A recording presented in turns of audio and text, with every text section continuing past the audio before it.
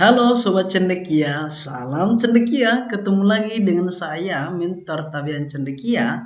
Pada kesempatan ini, kita akan masih membahas mengenai materi ujian pada seleksi pegawai pemerintah dengan perjanjian kerja atau yang kita sering sebut P3K tahun 2026. Teman-teman, kemarin ada yang tanya apa perbedaan antara CPNS dengan P3K.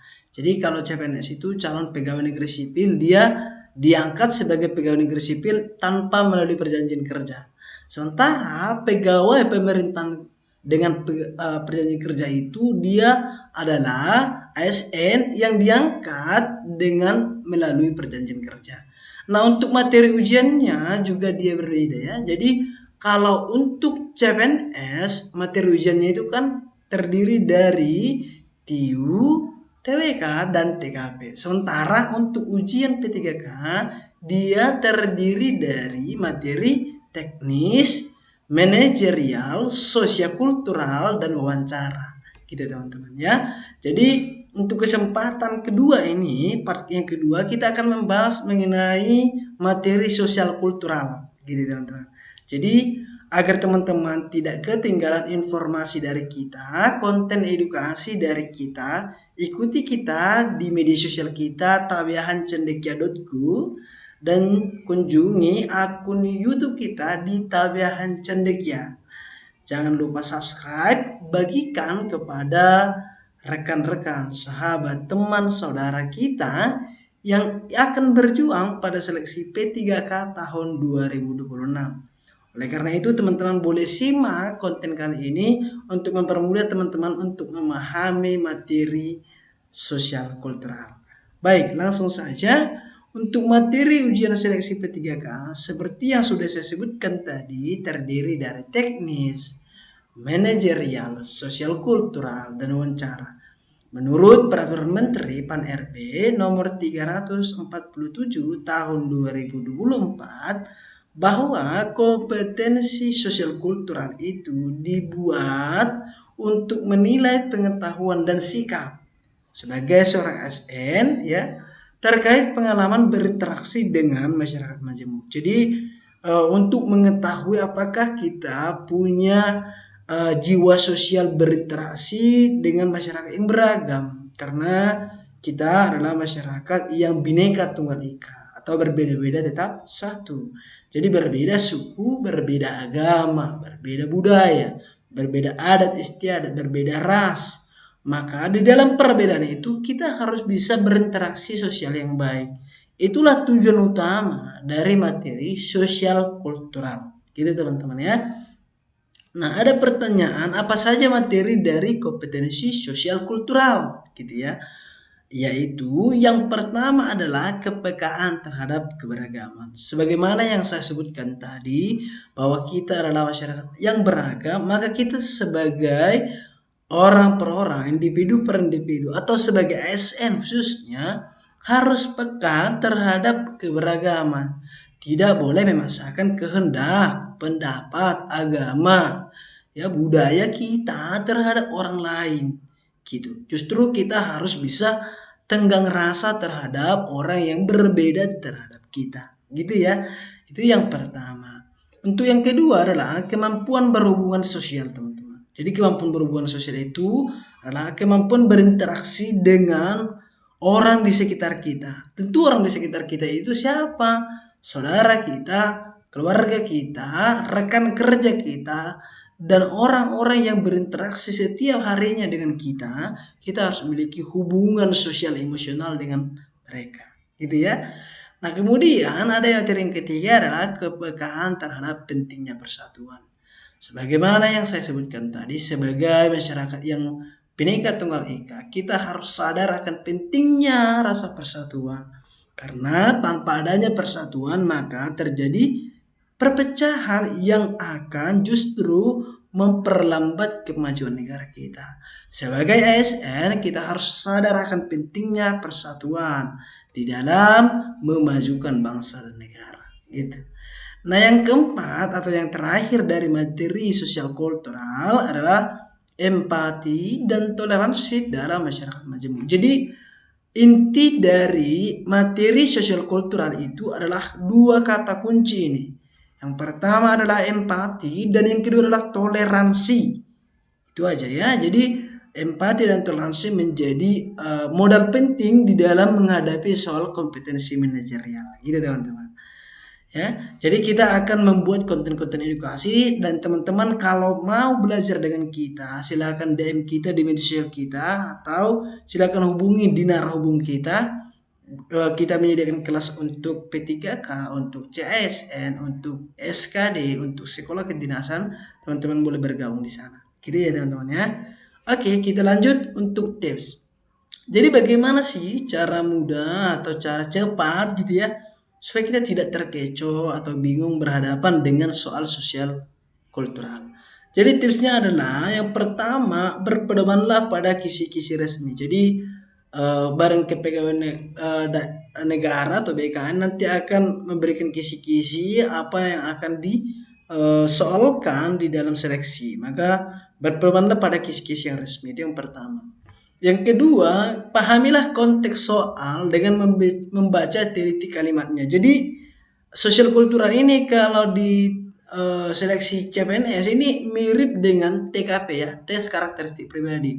Jadi narasi soal itu bisa panjang ataupun bisa pendek, tetapi kita harus teliti betul apa yang menjadi topik pada soal dan bagaimana cara menyelesaikan masalah pada soal tersebut. Maka dari itu, pahami konteks soal. Itu yang kedua. Yang ketiga, pilihlah tindakan nyata positif. Jadi kita harus memilih tindakan yang ada actionnya, tindakan yang ada aksi nyatanya, ya.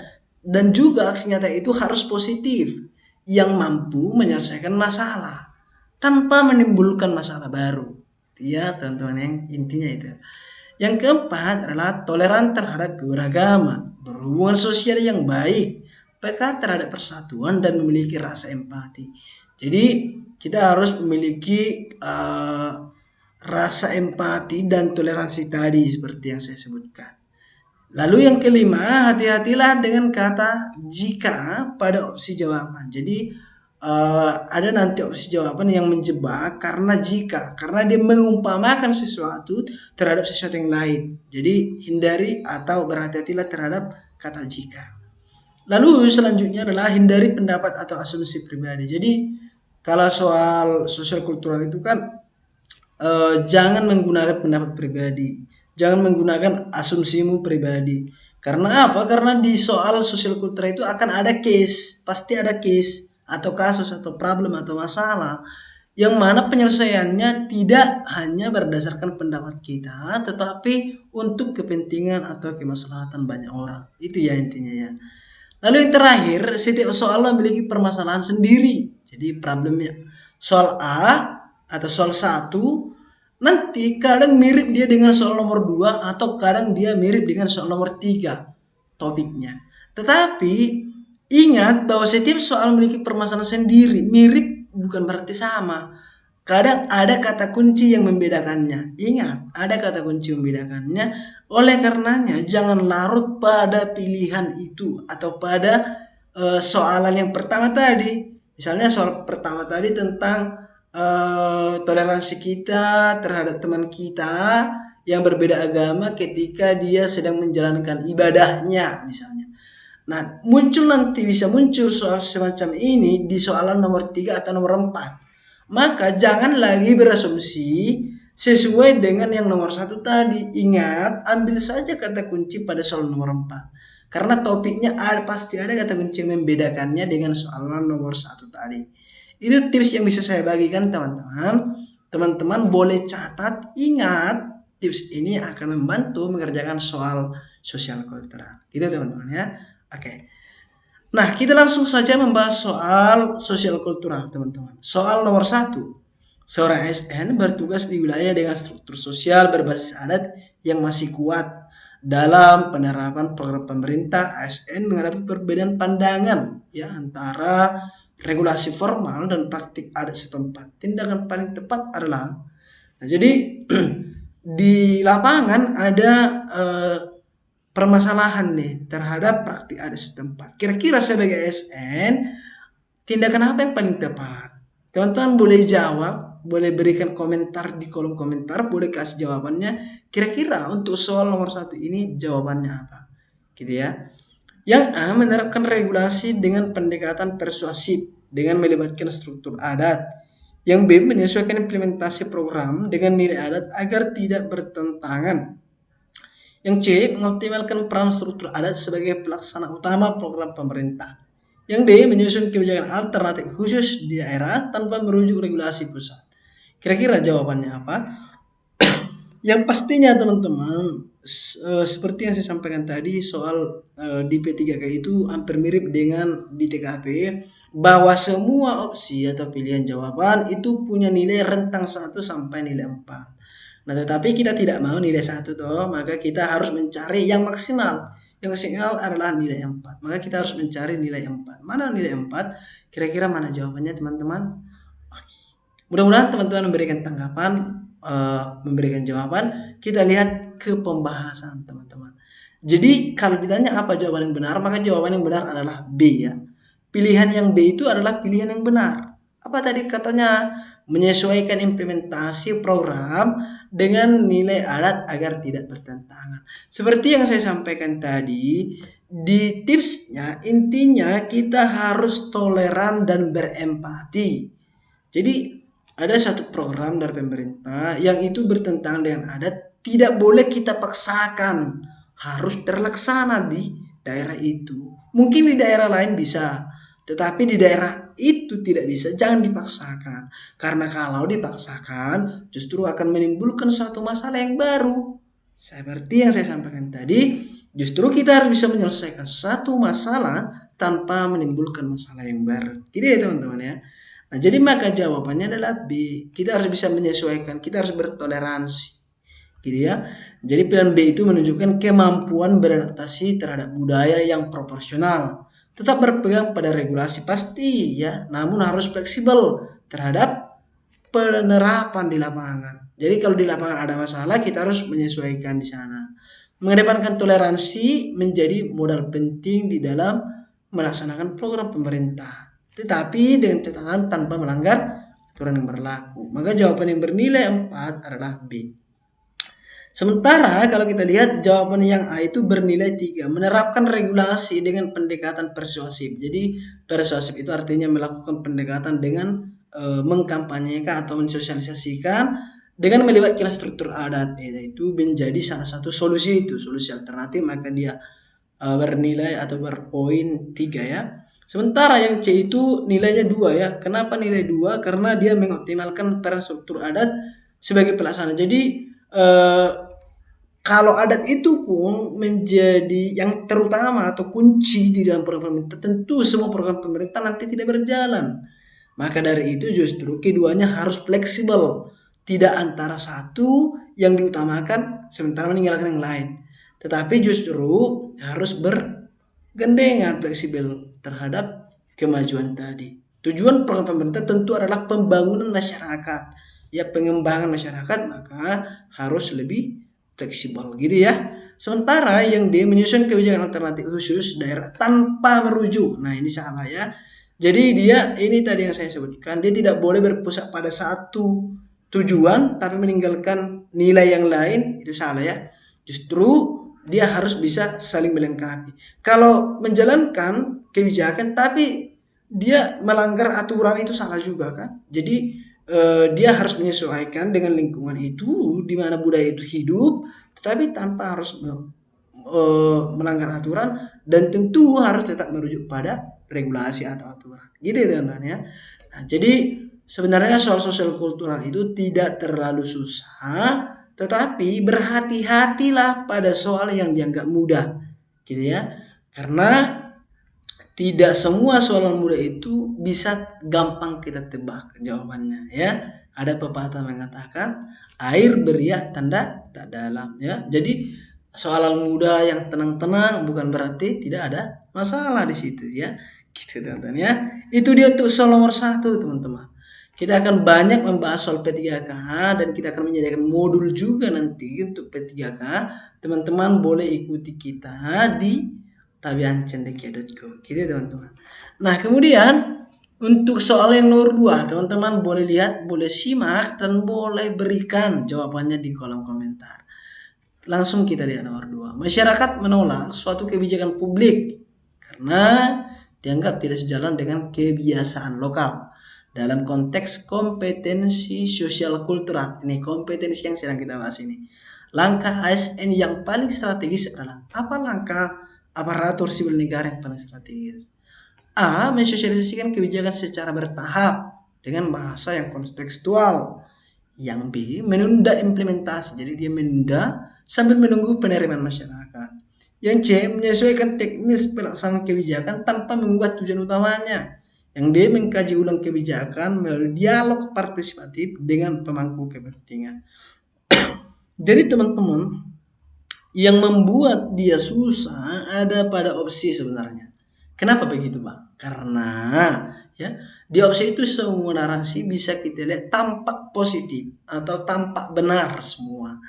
Oleh karenanya kita harus mencari tadi tindakan nyata positif yang menyelesaikan masalah. Itu adalah kata kunci yang harus teman-teman ingat, gitu ya. Maka jawabannya apa? Silahkan berikan di kolom komentar. Mudah-mudahan teman-teman sudah memberikan jawabannya. Kita lihat ke pembahasannya. Jadi jawabannya apa? Jawabannya adalah D ya. Yang D, mengkaji ulang kebijakan dan melakukan dialog partisipatif dengan pemangku kepentingan.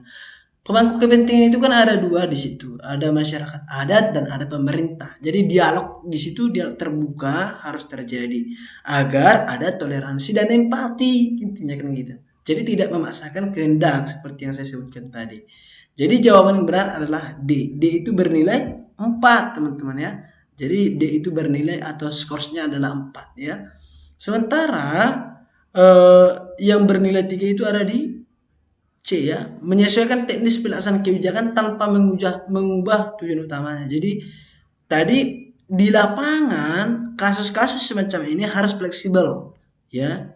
Jadi kebijakan yang dianggap tidak sejalan dengan kebiasaan lokal harus difleksibelkan agar setidaknya tidak melanggar norma-norma kebiasaan di dalam masyarakat di sana. Maka dia harus fleksibel, tetapi tanpa mengubah maksud dan tujuan dari kebijakan itu dibuat. Gitu ya teman-teman. Itu dia. Jadi yang jawaban C bernilai 3 tadi ya, 3. Oke. Yang A itu dia 2 ya, mensosialisasikan kebijakan secara bertahap. Bagus sebenarnya, tetapi karena dia mensosialisasikan kebijakan secara bertahap, perlu waktu, tenaga, materi, pikiran. Jadi dia tidak efektif ya, dia tidak secara cekatan menyelesaikan masalah atau solutif, karena kita mau cari yang solutif nih. Dia perlu waktu, perlu tenaga, perlu pikiran, jadi dia tidak terlalu efektif, maka dia bernilai 2. Sementara menunda adalah pekerjaan yang sia-sia gitu ya teman-teman. Jadi menunda itu adalah jawaban bernilai 1. Jadi kalau ada case masalah di lapangan justru kita yang harus menyesuaikan, bukan menunda pekerjaan atau kebijakan yang sudah dirancang. Gitu teman-teman ya. Ya, itu dia jawabannya. Nah, selanjutnya ini adalah soalan yang terakhir untuk materi sosial kultural teman-teman. Mari kita lihat soalan nomor 3. Aparatur sipil negara atau ASN menghadapi dinamika interaksi sosial di ruang digital yang berpotensi memicu polarisasi berbasis identitas. Sikap yang paling mencerminkan peran ASN sebagai perekat sosial. Jadi ambil kata kunci di setiap soalan-soalan P3K. Seperti ini kata kuncinya. Sebagai perekat sosial, berarti ASN di situ sebagai jembatan yang mempersatukan, gitu ya. Jadi itu kata kuncinya di situ. Maka jawabannya apa, gitu ya. Nah, tadi seperti yang saya sebutkan, bisa kita lihat pada contoh yang nomor 3 ini, semua narasi pada pilihan jawaban itu semua positif atau sering membingungkan kita apakah yang mana yang benar karena mirip gitu. Kita menduga semuanya bisa benar. Nah, sekarang teman-teman boleh berikan jawabannya di kolom komentar. Untuk soalan nomor 3 ini kira-kira jawabannya apa? Mari kita lihat opsi. Yang A, menyampaikan klarifikasi berbasis data dengan bahasa yang netral dan edukatif. Yang B, mengedukasi masyarakat tentang nilai kebangsaan melalui kanal digital pribadi. Yang C, menjaga etika bermedia sosial dengan menghindari konten provokatif. Yang D, mengarahkan diskusi publik pada narasi yang konstruktif dan inklusif.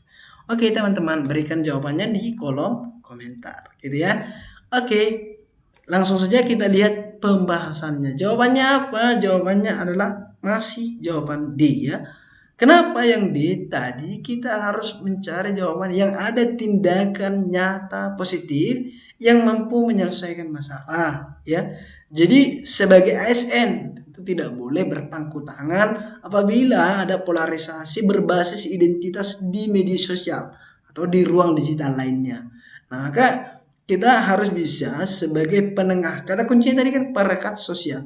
Jadi kita sebagai ASN menjembatani komentar misalnya, tanggapan misalnya di ruang digital agar memberikan narasi itu, membangun narasi yang konstruktif dan terbuka, inklusivitas yang terbuka.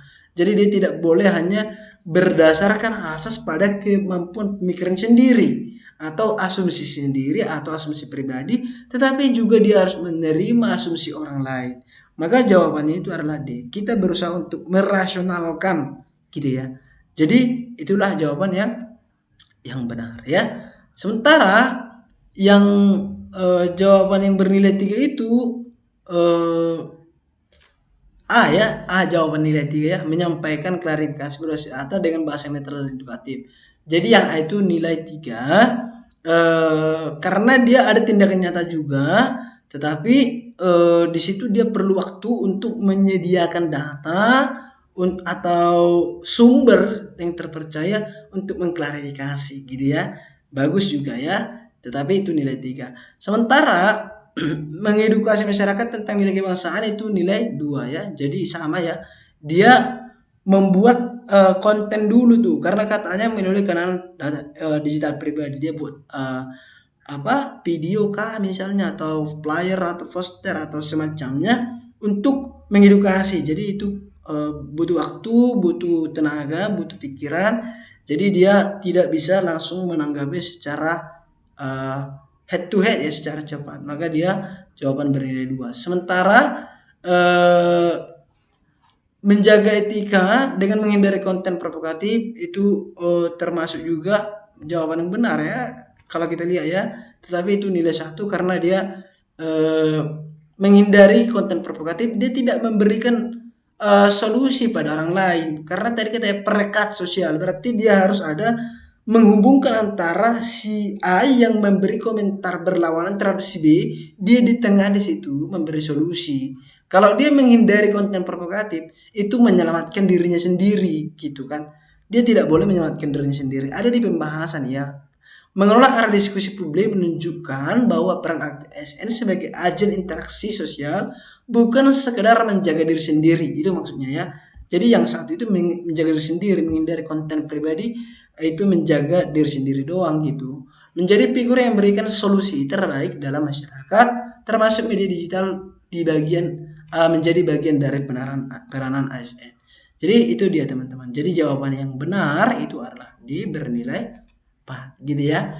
Jadi teman-teman, sebagaimana yang saya sebutkan tadi di awal, soal P3 itu tidak terlalu susah, tetapi juga tidak boleh kita anggap remeh. Karena apa? Karena yang membuatnya sulit ialah opsinya yang kita lihat bernarasi positif atau kita lihat benar semua. Tetapi tips yang saya bagikan tadi boleh teman-teman pedomani ketika menghadapi soal-soalan yang berkaitan dengan sosial kultural. Itu teman-teman ya. Itu dulu teman-teman untuk konten fokus P3K kita yang kedua kali ini, khususnya pada materi kompetensi sosial kultural. Kita akan banyak membahas soal-soal P3K lainnya. Oleh karena itu, supaya teman-teman tidak ketinggalan informasi dari kita, konten edukasi dari kita, ikuti kita di media sosial Instagram dan TikTok kita, tawiancendekia.co. Kunjungi akun YouTube kita di Tawian Cendekia.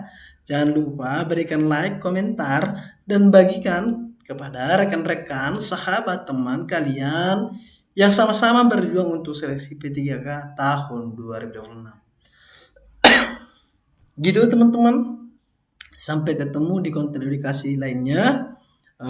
Tetap semangat, jaga kesehatan, dan rajinlah berlatih. Itu pesan dari saya. Gitu teman-teman, salam cendekia dan sampai ketemu lagi.